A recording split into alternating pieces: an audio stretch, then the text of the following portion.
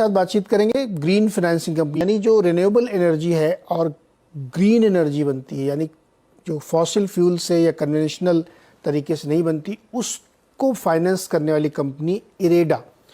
इसकी हाल में लिस्टिंग हुई, अभी मुश्किल से 2 हफ्ते इसकी लिस्टिंग के हुए हैं और इसने तूफान मचा रखा है मार्केट में।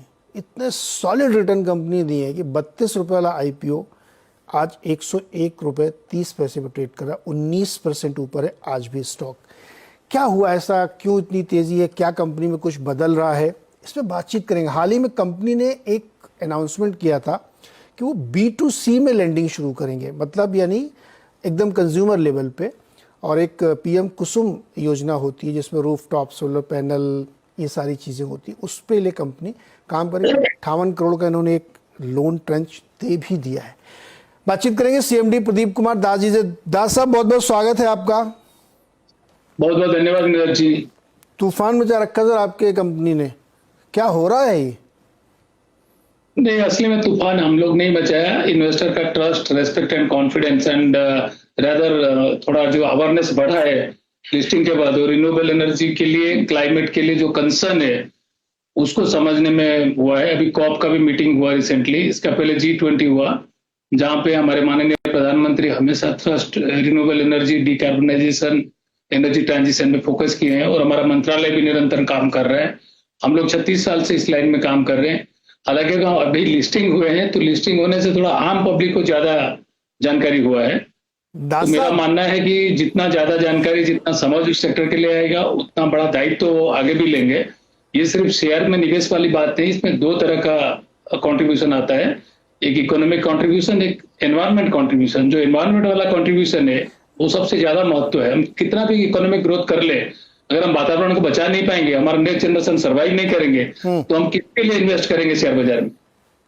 दास साहब ये बताइए, नहीं ये तो ठीक है, जब IPO आया तो मैंने ही आपसे बातचीत की थी, डिटेल में आपने समझाया था, लगभग सारे मीडिया हाउसेज में आपकी बातचीत सबने समझ लिया, लेकिन बहुत कुछ ऐसा था जो आज नहीं समझ पाए होंगे, या लिस्टिंग से अब तक बहुत सारी चीज़ें अनवील हुई होंगी जो आप उस समय आप रिस्ट्रिक्टेड थे तो आप बोल नहीं पा रहे थे।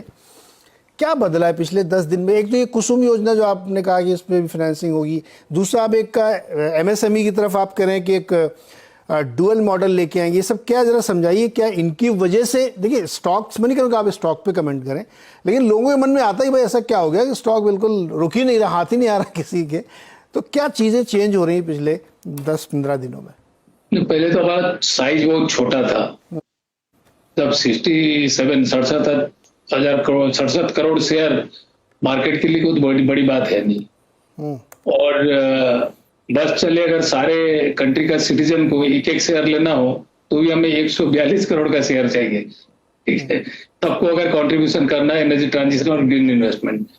चलिए, जो ओपनिंग से और अभी का बीच में बात हुआ है, हम लोग सिर्फ यही बोले थे कि हम अब फोकस्ड फुल वे में डेवलपमेंट करेंगे रिटेल सेगमेंट को। हम रिटेल में ऑलरेडी साल भर से काम किए हैं।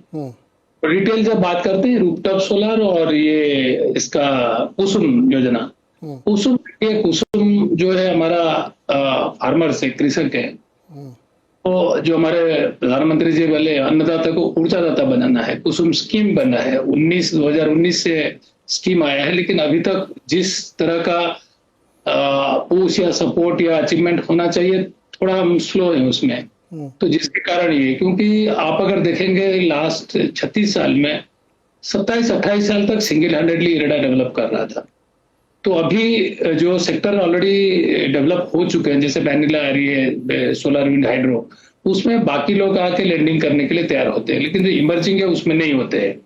कुसुम सोलर का है, लेकिन एग्रीकल्चर सेक्टर के लिए है। एग्रीकल्चर सोलराइज जब करेंगे, एग्रीकल्चर हमारा इकोनॉमी का सबसे बड़ा कंट्रीब्यूटर है GDP ग्रोथ के लिए ना। हम उस सेक्टर में जब अन्नदाता को ऊर्जादाता बनाएंगे, उनको भी एक भागीदारी मिलेगा। बट नॉर्मली हम एग्रीकल्चर सेक्टर में क्यों नहीं हो पाता है, वो बैंकेबिलिटी का इशू आता है। बहुत सारा जगह में लोन व्यवहार होता है। दास साहब, मुझे बताइए कुसुम योजना में क्या करेंगे आप लोग, क्या होता है, क्या करेंगे? एकदम आसान भाषा में समझाइए हमें। सर देखिए, इसमें जो है सोलराइजेशन ऑफ पंप्स और फीडर लेवल का जो ये पंप सेट है, और पूरा जो एग्रीकल्चर सेक्टर है उसका सारा, जैसे आज डीजल पंप लगा होगा, या इलेक्ट्रिसिटी जो लगा होगा थर्मल का होगा, हम उसको सोलराइज कर देने से एक तो आज जो डीजल यूसेज या थर्मल होता है जो कार्बोनाइज हो रहा है, पहला बात होगा डिकार्बोनाइज। बट इशू क्या आता है कि एग्रीकल्चर सेक्टर में जैसे एग्रीकल्चर लैंड है वो कोलेटरल के लिए माना नहीं जाता है ना। दूसरा, बहुत जगह में फार्मर लोग को ऐसे ही ऋण मुक्त कर दिया जाता है, लेकिन जो मुक्त होता है पैसा तो कहीं ना कहीं से आएगा ना। तो स्टेट कोई राज्य सरकार या कोई भी सरकार अगर ये अनाउंस करते हैं कि हम आपको ये इतना सब्सिडी दे देंगे, ये करेंगे या ऋण मुक्त कर देंगे, तो बजट में प्रोविजन होना जरूरी है। जब आप बजट में प्रोविजन करेंगे तो सही मायने में उनका अनाउंसमेंट का इम्प्लीमेंटेशन होता है। अधिकतर डिस्ट्रीब्यूशन कंपनी में जो इतना उनका आउटस्टैंडिंग लोन बुक बढ़ गया था, लास्ट सितंबर अगर एक साल पहले देखेंगे तो 1,35,000 करोड़ का आउटस्टैंडिंग था, वो लास्ट सितंबर में घट के 67,000 करोड़ तक आ चुका है। क्योंकि जो लेट पेमेंट सरचार्ज चार्जेस का एक नया स्कीम बनाया सरकार ने, मिनिस्ट्री ऑफ पावर ने, प्लस जो रिफॉर्म्स स्कीम दूसरा लेके आए डिस्ट्रीब्यूशन स्कीम को रिफॉर्म करने के लिए, उसका नतीजा हुआ लेट पेमेंट का सरचार्ज के चलते आउटस्टैंडिंग ड्यूज घट के इतना कम हुआ है। उसमें ये तो मापदंड जो रखा गया है कि आपको जितना कोई भी सरकार कोई भी अनाउंसमेंट करता है जो भी देने के लिए सब्सिडी, पहले बजटरी प्रोविजन रखे। अगर बजटरी प्रोविजन रख के आप अनाउंस करेंगे तो वो इकोसिस्टम में कहीं फाइनेंशियल डेट नहीं पड़ेगा, नहीं तो क्या होता था, ये अकोमुलेशन होता था, वहां पे फ्री होता था। तो दास साहब ये बताइए कि जैसे ही कुसुम योजना या रूफटॉप में सोलर पैनल लगाते हैं लोग, तो इसमें गवर्नमेंट सब्सिडी देती है, आप इसकी फाइनेंसिंग करेंगे। अगर कोई डायरेक्टली जाके ले तब भी आप उसकी फाइनेंसिंग करेंगे?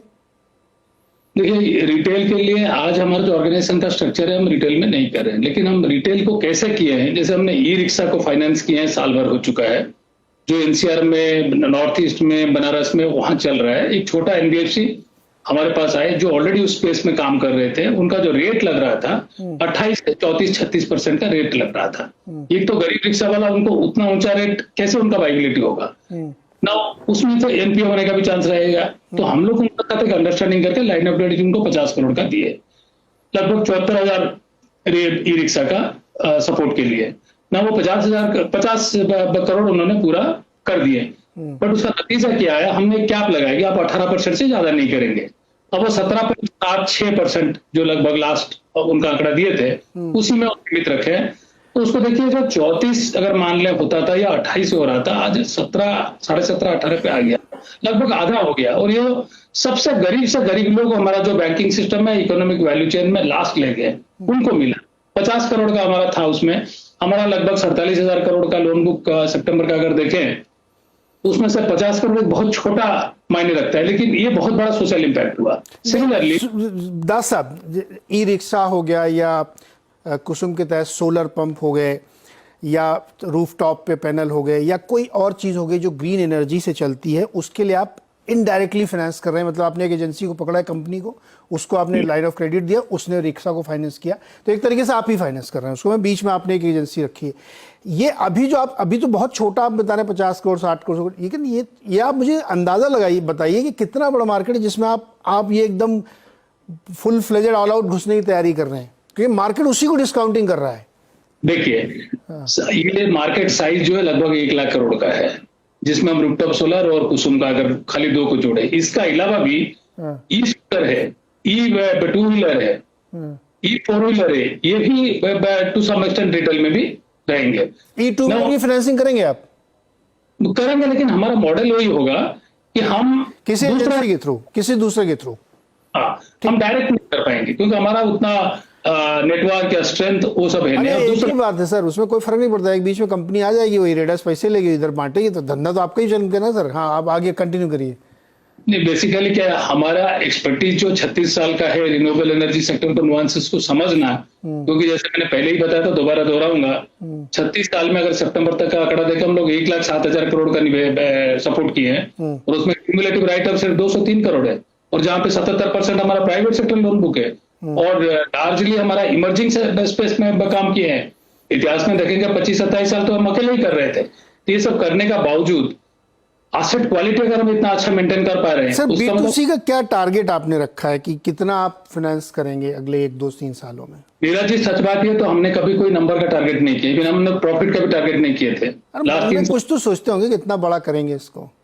नहीं सी हमारा बोर्डरूम मेन में ऐसा थोड़ी कि खाली मुझे पता है दास साहब बहुत इंटेलिजेंट आदमी है, बोर्डरूम में आप लोग डिस्कस करते होंगे कि यार ये वाला सेगमेंट बहुत बढ़िया है, चलो इसको और बड़ा करते, कुछ तो दिमाग में होता होगा ना। क्योंकि हमारा जो नेटवर्थ है ना, हमें बहुत कम समय में पूरा 7 टाइम लिवरेज कर देंगे, उसके बाद हमारे पास नेटवर्क बचेगा भी नहीं। इस तरह का मार्केट साइज है, क्योंकि टोटल 46 लाख करोड़ का लगभग जरूरत पड़ेगा 2030 तक। अगर हमें ई मोबिलिटी उनका रिलेटेड इंफ्रा को माइनस करते हैं 14 लाख करोड़, तो 32 लाख करोड़ आपका जो वैनिला आ रही है एंड इमर्जिंग आ रही इसमें लगेगा। तो उसका 75% कर देंगे तो 24 लाख करोड़ का देना है, उसका आधा कर देंगे 12 लाख करोड़ जो एनबीएफसी स्पेस से आएगा। हमारा जो अभी बुक है हम उसको 7 टाइम लिवरेज करेंगे, 7,500 करोड़ का करीब हमारा नेटवर्थ हो चुका है ना, उसको 7 टाइम्स हम लिवरेज करेंगे क्योंकि ट्रिपल स्टेबल रेटिंग भी रखना है सो दैट हम चिपेस्ट बोरोइंग कर सकते हैं।